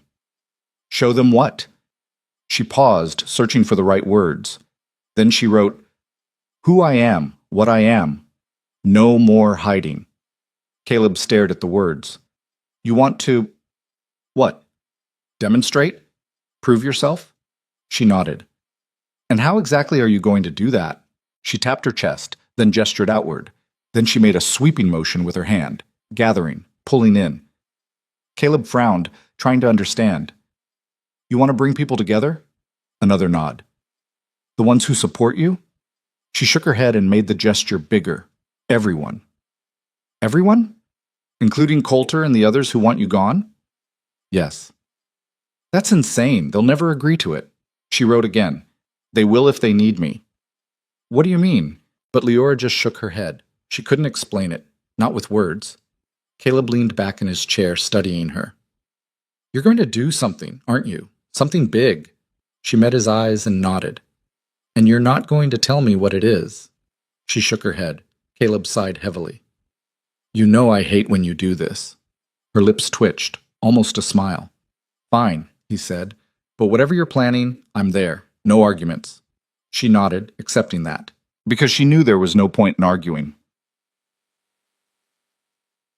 The next morning, Leora disappeared. Caleb woke to find her side of the bed empty. He checked the house, the yard, the barn. She was gone. Panic hit him like a fist to the chest. He saddled the horse and rode toward town, his mind racing through every terrible possibility, but he didn't find her on the road. Instead, he found her 3 miles outside of town, kneeling in the dirt near an old dried-up creek bed that hadn't held water in over a year. She had her hands pressed flat against the ground, her eyes closed, her whole body perfectly still. Caleb dismounted and approached carefully. "Leora?" She didn't respond. "What are you doing out here?" Still nothing. He knelt beside her. "Leora, you're scaring me." Her eyes opened slowly. She looked at him, and he was struck by how distant she seemed, like part of her was somewhere else entirely. "Are you all right?" he asked. She nodded, but it wasn't convincing. "What are you doing?" She placed one hand on his chest, that familiar gesture, and with her other hand she pointed at the ground beneath them. Caleb frowned. "The creek bed? What about it?" She pressed harder on his chest, and suddenly he felt it. Not words, not images, but sensation. Water, cold and clean, flowing deep beneath the earth. Trapped. Waiting. Caleb's eyes widened. "There's water down there?" She nodded. "How do you know?" She tapped her head, then her chest. She could feel it, sense it the way she sensed everything else. "And you think—" What? You can bring it up? She nodded again. Leora, that creek's been dry for over a year. The whole region's in a drought. If there was water down there, someone would have found it by now.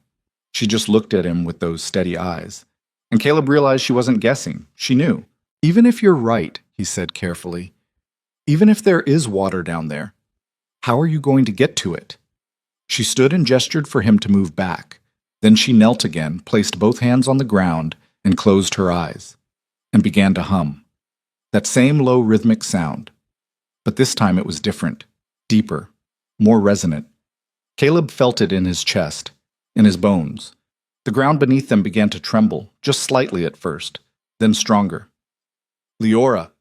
The humming grew louder, more intense. The earth cracked, not violently, but deliberately, like something was pushing up from below.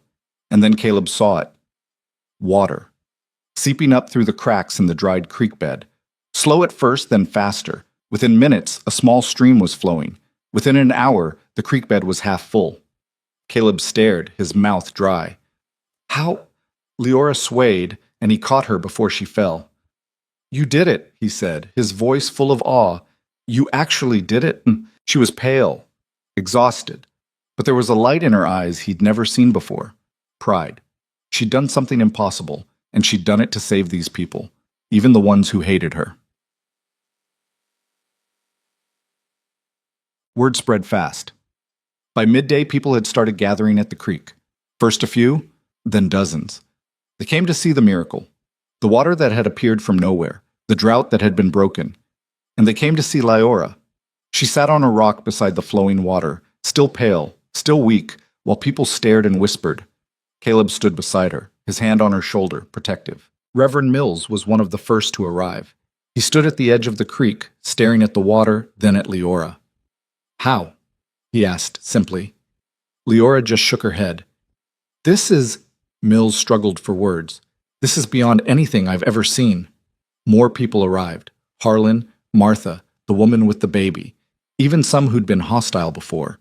And then Coulter came. He rode up slowly, dismounted, and walked to the creek's edge. He stared at the water for a long time, his expression unreadable. Then he looked at Leora. You did this? She nodded. Why? She stood, wobbling slightly. Caleb steadied her. Then she pointed at Coulter, at the crowd, at the town in the distance. For all of you. Coulter's jaw worked. Even after everything we did to you? She nodded. Why? He asked again, his voice rough. Leora picked up a stick and scratched words in the dirt. Because you need it. Coulter stared at the words for a long time. Then he did something Caleb never expected. He got down on his knees. Right there, in front of everyone. I'm sorry, he said, his voice breaking. For all of it. The things I said. The things I did. I was wrong. About you. About everything. Leora stepped forward and placed her hand on his head. Not like a blessing. Not like forgiveness. Just acknowledgement. Coulter looked up at her, tears streaming down his weathered face. How do I make this right? She pulled her hand away and wrote in the dirt again. Help me, help them. How? She gestured to the crowd, to the town. Tell them the truth. Coulter stood slowly. He turned to face the gathered people. I've been a fool, he called out. Worse than a fool. I let fear make me cruel. Let pride make me blind. This girl, this woman, she's not a threat. She never was. He gestured to the water. She could have left us to die of thirst. Could have let our crops fail and our animals die. But she didn't. She saved us, even though we didn't deserve it. The crowd shifted uncomfortably. I'm done fighting her, Coulter continued. Done spreading fear. And anyone who wants to keep attacking her or the people who support her, you're going to have to go through me first. Silence. Then, slowly, Thomas Webb stepped forward. He looked different than before, smaller, ashamed. He's right, Thomas said quietly. We've been wrong, all of us. Sam Webb joined his brother, then Boone, then others who'd been part of Coulter's group. One by one, they acknowledged their mistakes, and one by one, they knelt. Leora watched them, her expression unreadable. Then she turned and started walking back toward the ranch. Caleb followed quickly. Leora, wait. She stopped and looked at him. That was incredible. What you did back there. You changed everything. She shook her head and pointed at her chest. Just the beginning. What do you mean? She made that gathering gesture again, bigger this time, and Caleb understood. The water was just the first step. She wasn't done. Over the next 2 weeks, something remarkable happened. Leora didn't just heal people anymore. She taught them. She showed them which plants grew where and why. How to read the land, how to sense changes in weather before they came, how to understand animals, crops, water. She turned the ranch into a kind of school. People came from all over, not just the town, but from farms and settlements miles away. They came to learn from the girl who'd brought water from stone, and Caleb watched his solitary ranch transform into something he'd never imagined, a community. There were classes in the morning, Leora teaching groups of children how to identify medicinal herbs. In the afternoon, she worked with the adults, showing them techniques for crop rotation and water conservation. In the evening, people gathered to share meals, stories, knowledge. The ranch became a hub, a center, and Leora became something more than a healer or a mystery. She became a teacher, a guide. Someone people looked to not out of fear or desperation, but out of respect. Caleb found himself swept up in it despite himself. He'd never been much of a teacher, never been patient enough, but he knew the land, knew ranching, knew how to survive in harsh conditions. So he taught too. He showed men how to repair equipment, how to build structures that would last. He taught boys how to handle horses, how to shoot straight, how to read the sky for storms. And slowly, without meaning to, he became part of something bigger than himself. One evening, as the last visitors left and the sun painted the sky orange and gold, Caleb found Leora sitting on the porch steps, watching the horizon. He sat beside her. Tired? She nodded but smiled, a real smile. This is what you wanted, isn't it? Caleb asked. Not just to be accepted, but to be useful, to have purpose. She leaned her head on his shoulder. You've built something amazing here, he said quietly. Something that's going to last. She lifted her head and looked at him. What? He asked. She took his hand and spelled out letters on his palm with her finger. W-E.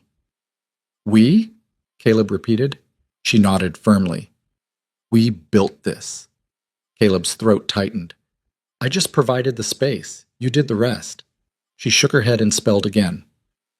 Y-O-U-S-A-W-M-E. The words hit him harder than they should have. You saw me. Before anyone else. Before the town came around. Before the miracles and the teaching and the community. He'd seen her. And that had made all the difference. Caleb squeezed her hand. Yeah, I guess I did. They sat in silence as the stars began to appear, one by one, filling the darkening sky. And Caleb thought about how far they'd come. From that dusty auction yard where a scared, silent girl had stood with a rope around her wrist. To this. To a ranch full of life and purpose and hope. It seemed impossible. But then again, so did everything about Leora. Mshin. Winter came gradually that year. The first snow fell in early November, light and tentative. By December, the valley was blanketed in white. The visitors slowed but didn't stop completely. People still came seeking knowledge, seeking help, but the pace was gentler, more sustainable. Leora had learned to pace herself, to rest, to let others help carry the burden. She'd also started speaking more, not constantly. Her voice was still rough, still uncertain, but she used it when it mattered. She spoke to teach, to comfort, to guide. And every time Caleb heard her voice, it sent a jolt through him, because it meant she was choosing to be heard, choosing to exist in a way she'd never allowed herself before.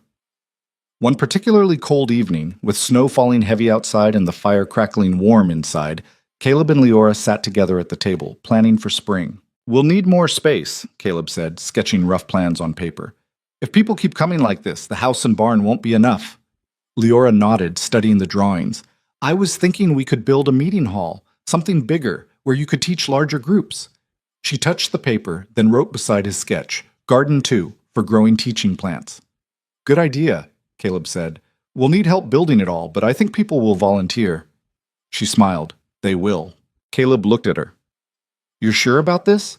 About making this a permanent thing? She met his eyes and nodded firmly. It's a lot of work, he warned. A lot of responsibility. I know, she said aloud. The words were quiet but clear. And you're okay with that? Yes, She reached across the table and took his hand. Are you? Caleb considered. A year ago, he would have said no. Would have run from this kind of commitment, this kind of community. But now? Yeah, he said. I am. She squeezed his hand, and they went back to planning. Molshik. Spring arrived with a fury of green and life. The snow melted, the creek Leora had awakened ran strong, and the land burst into bloom. Construction began on the meeting hall in March. True to Caleb's prediction, dozens of people showed up to help. Men from town, ranchers from the surrounding area, even some of Coulter's former followers. They worked together, sawing and hammering and building something that would last. Coulter himself came almost every day, working harder than anyone. He'd changed since that day at the creek, become quieter, more thoughtful. One afternoon, he approached Caleb while they were taking a water break. Can I ask you something? Coulter said. Go ahead. How do you do it? Live with her? With someone who can do what she does? Caleb wiped sweat from his forehead. What do you mean? I mean, doesn't it scare you, knowing she can see things, know things you don't? Caleb looked over to where Leora was teaching a group of children how to plant seeds. At first, yeah, it terrified me, but then I realized something. What? She could have used that power to control people, to manipulate them, to take advantage. Caleb turned back to Coulter.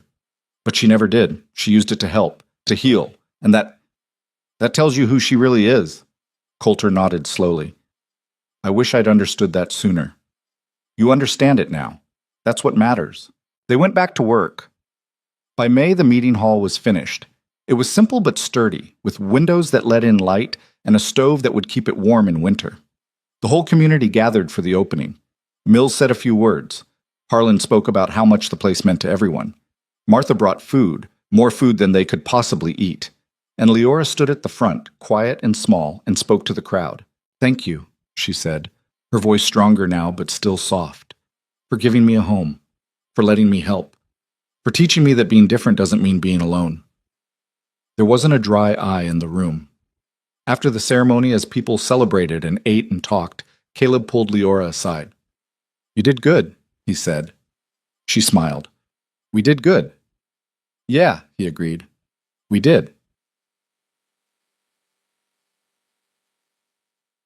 Summer brought its own challenges. A family showed up from 2 territories over, having heard about Leora and traveled for weeks to find her. Their son had a condition the doctors couldn't identify, seizures that came without warning and left him weak for days. Leora worked with the boy for 3 weeks, trying different herbs, different techniques. Some days there was progress, others setbacks. It was frustrating, exhausting, and it reminded Caleb that Leora wasn't infallible. She couldn't save everyone, couldn't fix everything, but she tried. That was what mattered. By the end of the 3rd week, the seizures had reduced in frequency and severity, not gone, but manageable. The family wept with gratitude, but Leora wouldn't accept their thanks. I didn't cure him, she said quietly, just helped him live with it. That's more than anyone else could do, the father said. After they left, Caleb found Leora sitting alone by the creek, staring at the water. You okay? He asked. I wanted to fix him completely, she said. Make him better. You did make him better, just not perfect. It's not enough. Caleb sat beside her. Leora, you can't save everyone. You can't fix every problem. Nobody can. Then what's the point? The point, Caleb said gently, is that you try. That you do what you can. That boy's life is better because of you. That's enough. She looked at him, doubt still in her eyes. I'm serious, he continued. You've helped hundreds of people, changed this whole community, brought water to a dying land. That's more than most people accomplish in a lifetime. But nothing. You're human, Leora, not a miracle worker, just a person with a gift, and sometimes gifts have limits. She was quiet for a long moment. Then she nodded slowly. You're right. I usually am, he said with a slight smile. She elbowed him gently, and he laughed. They sat by the creek until the stars came out, talking about nothing and everything, and Caleb realized something. This was happiness, not perfection, not a life without problems or pain, but moments like this, connection, understanding, being with someone who saw you completely and stayed anyway. That was enough. More than enough. Fall arrived with golden light and cool winds. The community had grown beyond anything Caleb could have imagined. The meeting hall was in constant use, the teaching gardens were thriving, people came from farther and farther away seeking Leora's knowledge, and through it all she remained humble, grounded. She still worked the ranch with Caleb, still cooked meals and mended clothes and fed the animals. She hadn't forgotten where she came from. One October evening, as they worked together to repair a section of fence, Caleb brought up something that had been on his mind for weeks. "I've been thinking," he said, hammering a nail into wood. "About what?" Leora asked, holding the board steady. "About us." She looked at him, curious. "About making this official." "Official how?" Caleb set down the hammer. "I want to marry you." Leora's eyes widened. "I know it's not traditional," he continued quickly. "I know we've already been living together, building a life together. But I want everyone to know, want it to be real in every way." "It already is real," she said softly. "I know, but—" He struggled for words. "I want to stand in front of everyone and say that I choose you, that I'll keep choosing you, every day." Leora's eyes filled with tears. "Is that a yes?" Caleb asked nervously. She laughed, a sound he still heard too rarely, and nodded. "Yes." He pulled her into a hug and she clung to him, both of them grinning like fools. They were married a month later in the meeting hall they'd built together. The whole community came. Mills performed the ceremony. Martha made a cake that could have fed twice as many people. Children ran around laughing while adults danced and celebrated. It wasn't fancy. There were no expensive decorations or elaborate clothes, but it was perfect. Because it was theirs. When Mills asked Caleb if he took Leora as his wife, Caleb said, "I do," without hesitation. And when Mills asked Leora the same question, she looked at Caleb with those sharp, knowing eyes and said clearly, "I do." The crowd erupted in cheers, and as Caleb kissed his wife for the first time as husband and wife, he thought about the journey that had brought them here. From that auction yard to this moment, from fear and misunderstanding to love and acceptance. It had been hard, messy, imperfect, but it had been worth every second. Years passed. The community continued to grow and thrive. The meeting hall expanded. More teachers joined Leora, people she'd trained who could help share the work. Children who'd learned from her grew up and began teaching their own children. The ranch became a legacy. Caleb and Leora grew older together. Gray appeared in Caleb's hair, lines formed around Leora's eyes. But they were happy. Some mornings, Caleb would wake early and find Leora already outside, watching the sunrise with that same quiet intensity she'd had the day they met. He'd join her, and they'd stand in silence, holding hands, watching the world wake up. Those moments were his favorite. Not the celebrations or the accomplishments, but the quiet times. The simple presence of someone who understood him completely. One spring morning, when Leora was teaching a group of young students in the garden, Caleb watched from the porch. She was patient with them, showing them how to identify plants, how to feel the life in the soil, how to listen to what the land was telling them. She'd found her calling, her purpose, and she'd given him one too. Not through words or demands, but through example. She'd shown him that a life spent in service to others wasn't a burden, it was a gift. Harlan walked up beside him, older now, his daughter grown and teaching alongside Leora. "She's something, isn't she?" Harlan said. "Yeah," Caleb agreed. "She really is." "You ever regret it? Buying her that day?" Caleb smiled. "Not once." "Even with all the trouble? All the fear and fighting?" "Especially because of that," Caleb said. "The trouble showed us who we really were, what we were capable of, both the good and the bad." Harlan nodded. "We're better for having known her. We're better for having listened to her," Caleb corrected, "for giving her a chance instead of letting fear win." They stood in comfortable silence, watching Leora work. "You know what I think?" Harlan said after a while. "What?" "I think she saved us, not just from sickness or drought, but from ourselves, from our own worst instincts." Caleb considered that. "Maybe. Or maybe we saved each other." Gats. On a warm evening in late summer, many years after that first auction, Caleb and Leora sat on their porch, watching the sun set over the valley they'd transformed. The land was green and thriving. The creek ran strong. Voices drifted from the meeting hall where a class was still in session. "Do you ever miss it?" Caleb asked. "The quiet? When it was just you and me?" Leora thought about it. Sometimes, she admitted, but I wouldn't trade this. Me neither. She leaned against him. You know what I think about? What? That day, at the auction, when you bought me. Caleb winced. I hate thinking about it like that. Like I bought you. You did, though, she said matter-of-factly. But you also saw me, not as property, not as a mystery or a threat, just as a person who needed help. You needed a lot more than help. She smiled. So did you. Yeah, he admitted. I guess I did. We healed each other, she said softly. That's what I think. I helped your body, but you helped my soul. Caleb turned to look at her. That's the most poetic thing you've ever said.